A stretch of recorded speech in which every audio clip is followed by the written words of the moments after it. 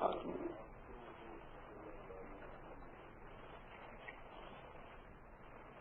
एक बहुत पुरानी कथा है।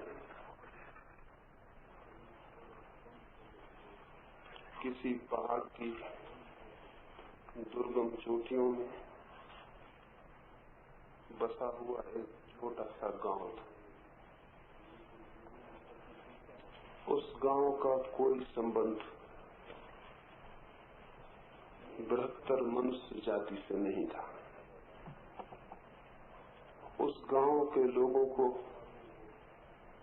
प्रकाश कैसे पैदा होता है इसकी कोई खबर न थी, लेकिन अंधकार दुखपूर्ण है, अंधकार भयपूर्ण है, अंधकार अप्रीतिकर है, इसका उस गांव के लोगों को भी बोध होता था। उस गांव के लोगों ने अंधकार को दूर करने की बहुत चेष्टा की।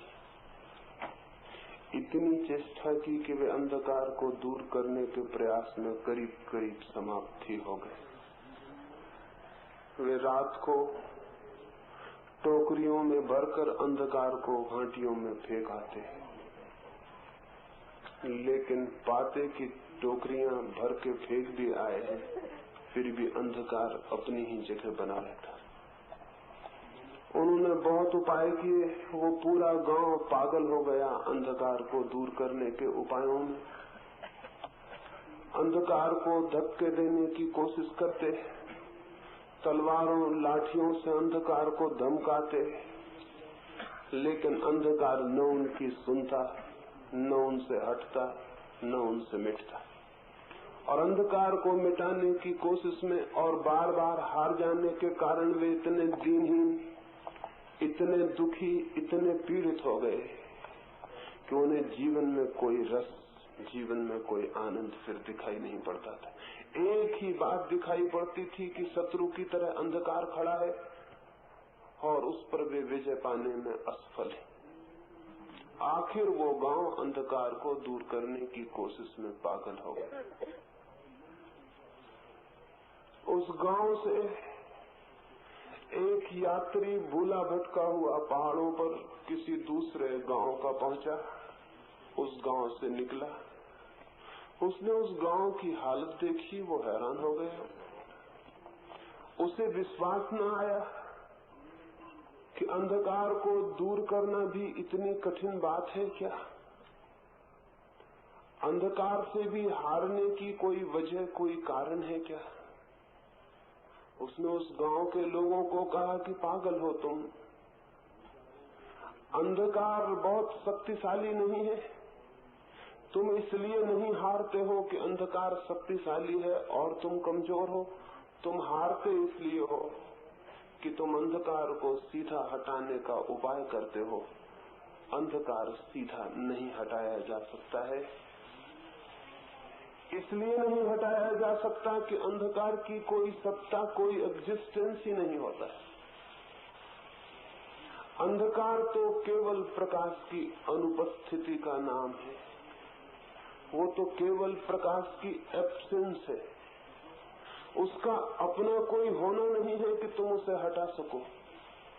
अंधकार को मत हटाओ, प्रकाश को जलाओ, और प्रकाश जल आता है तो अंधकार कहीं भी नहीं पाया जाता। उसने दो पत्थरों से चोट की और प्रकाश को जलाकर उन्हें बताया। वे हैरान हो गए। वे अपनी आंखों पर विश्वास न कर सके कि जो बात इतनी कठिन थी वो इतनी सरल निकलेगी। प्रकाश आया और अंधकार नहीं था। पता नहीं ये कहानी कहाँ तक सच है, और सच हो या न हो इससे कोई फर्क नहीं पड़ता, लेकिन पूरी मनुष्य जाति अंधकार को दूर करने में लगी हुई है। और अंधकार को दूर करने की इस चेष्टा में अंधकार तो दूर नहीं होता, प्रकाश भी उपलब्ध नहीं होता, लेकिन मनुष्य जरूर दीनहीन, फ्रस्ट्रेटेड, मनुष्य जरूर चिंतातुर, मनुष्य जरूर तनाव से भर जाता है। और इस सीमा तक ये बात पहुंच जाती है कि मनुष्य विक्षिप्त हो उठता है। आज हम करीब करीब रुग्ण और विक्षिप्त हैं। और इस सारी विक्षिप्तता के पीछे, इस पागलपन के पीछे जिसमें मनुष्य जाति ग्रसित है, मनुष्य के चित्त की रुग्णता के पीछे एक ही बात काम कर रही है, वही जो उस गांव में काम कर रही थी। हम अंधकार को दूर करने के प्रयास में संलग्न, प्रकाश को जलाने के प्रयास में नहीं, अंधकार को दूर हटाने के प्रयास में। हर मनुष्य अस्वस्थ, बीमार और रुग्ण है चित्त के तल पर, क्योंकि वो अंधकार को दूर करने की कोशिश में लगा है। अंधकार दूर नहीं किया जा सकता। इसका ये अर्थ नहीं है कि अंधकार दूर नहीं हो सकता। अंधकार निश्चित ही दूर हो जाता है, लेकिन प्रकाश के जलने से। सीधे अंधकार के साथ कुछ भी करने का उपाय नहीं है, वो है ही नहीं, उसके साथ करने का उपाय होगा कैसे? हम सब एक नेगेटिव, एक नकारात्मक जीवन विधि से पीड़ित हैं, अंधकार को दूर करने की विधि से पीड़ित हैं। स्वभावतः हम अपने भीतर हिंसा दूर करना चाहते हैं, घृणा दूर करना चाहते हैं, क्रोध दूर करना चाहते हैं, द्वेष, लोभ, मोह दूर करना चाहते हैं, ईर्ष्या दूर करना चाहते हैं। ये सब अंधकार है, इनको दूर नहीं किया जा सकता सीधा।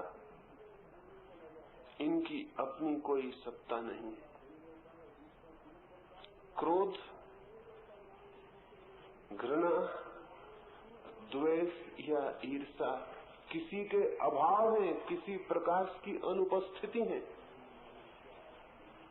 स्वयं किसी चीज की मौजूदगी नहीं है। घृणा प्रेम की अनुपस्थिति है, जैसे अंधकार प्रकाश की अनुपस्थिति। घृणा को दूर नहीं किया जा सकता सीधा, न द्वेष को, न ईर्ष्या को, न हिंसा को। और जब हम इनको सीधा दूर करने में लग जाते हैं, तो अगर हम पागल न हो जाएं तो और क्या होगा? क्योंकि वे दूर नहीं होते। उनको दूर करने की सारी कोशिश व्यर्थ सिद्ध हो जाती है। और जब वे दूर नहीं होते तो दो ही उपाय रह जाते हैं, या तो व्यक्ति पागल हो जाता है या पाखंडी हो जाता है। जब वे दूर नहीं होते तो उन्हें छिपा लेता है, ऊपर से जाहिर करने लगता है वे दूर हो गए, और भीतर वे उबलते रहते हैं, भीतर वे मौजूद रहते हैं, भीतर वे चित्त की परतों पर सरकते रहते हैं। ऐसा दोहरा व्यक्तित्व पैदा हो जाता है, एक जो ऊपर से दिखाई पड़ने लगता है और एक जो भीतर होता है। इस द्वैत में इतना तनाव है, इतनी अशांति है, इतनी कॉन्फ्लिक्ट है, होगी ही, क्योंकि जब एक आदमी दो हिस्सों में टूट जाएगा, एक जैसा वो है और एक जैसा वो लोगों को दिखलाता है कि मैं हूं।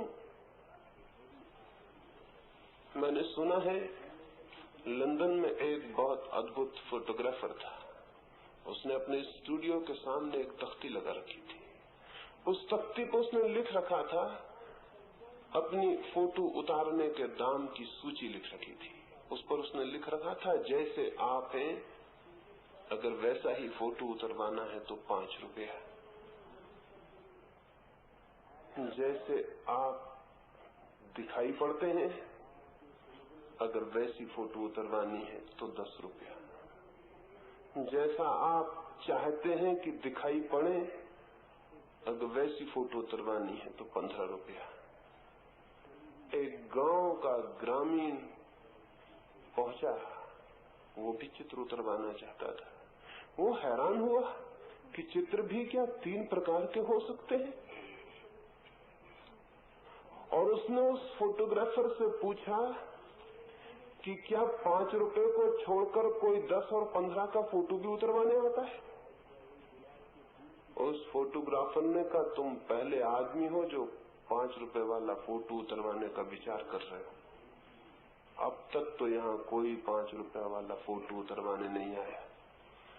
जिनके पास पैसे होते हैं वो 15 रुपए वाले उतरवाते हैं, मजबूरी पैसे कम हो तो 10 रुपए वाला उतरवाते हैं, लेकिन मन उनका 15 वाला ही रहता है कि उतरे तो अच्छा। 5 रुपए वाला तो कोई मिलता नहीं।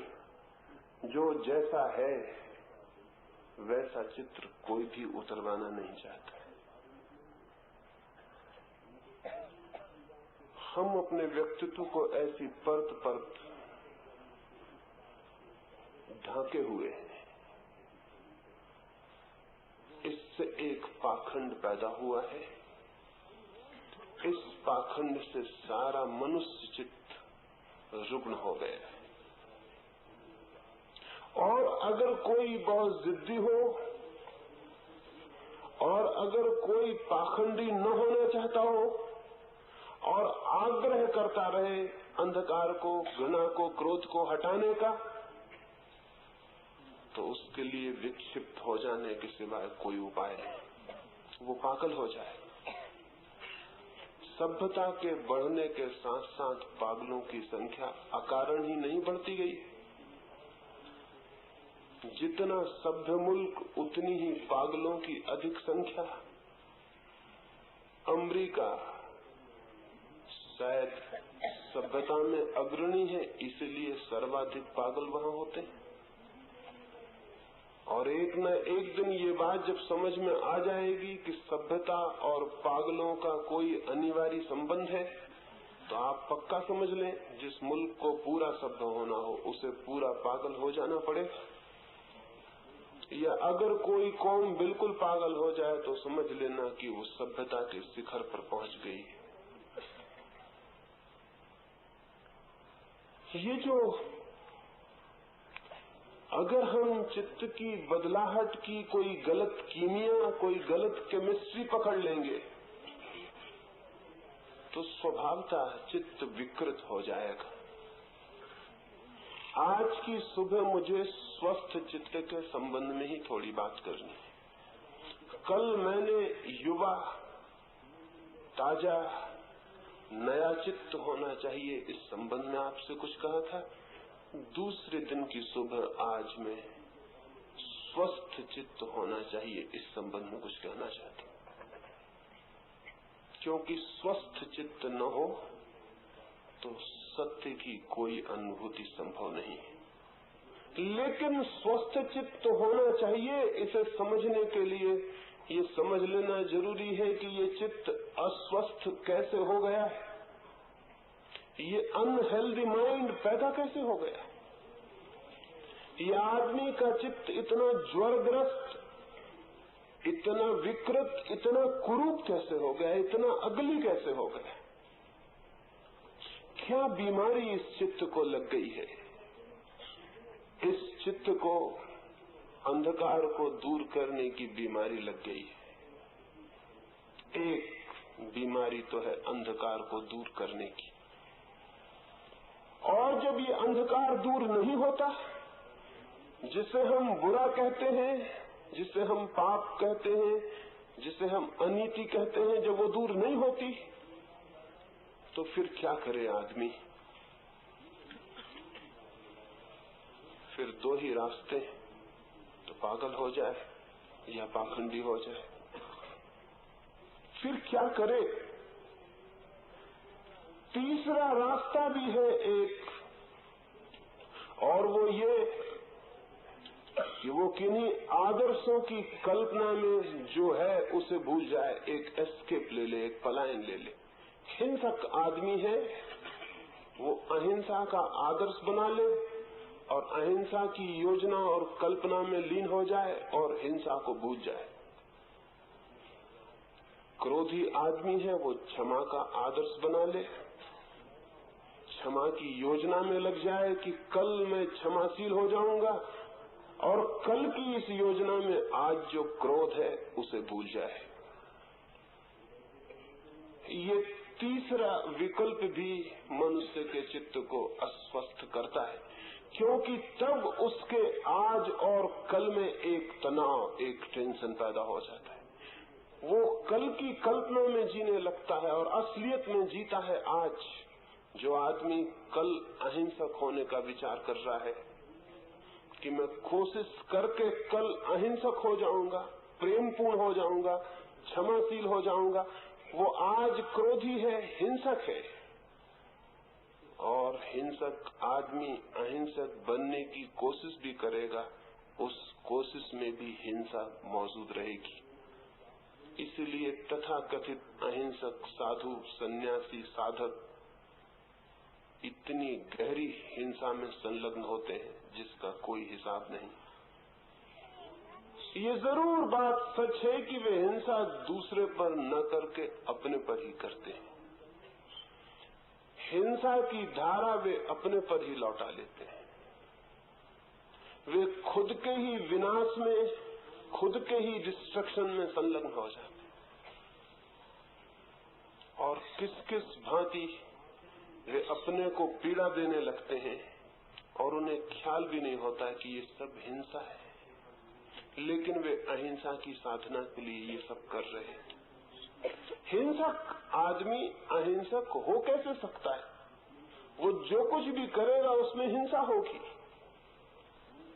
अहिंसा की साधना भी करेगा तो हिंसा होगी। उसका माइंड तो वायलेंट है, वो तो हिंसक है, इसलिए जो भी वो मन करेगा उसमें हिंसा होगी।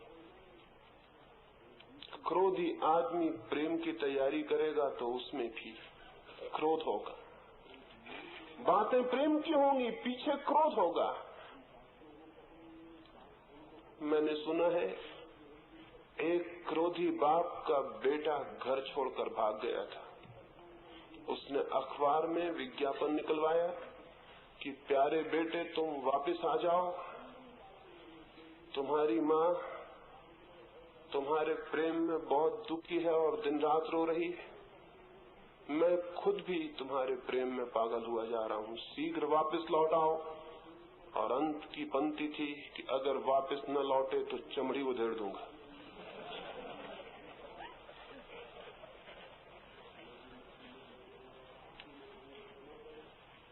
वो सारी प्रेम की बातचीत और शायद क्रोध में उसे ख्याल ही न रहा कि अगर वापस न लौटे तो चमड़ी उधेड़ दूंगा।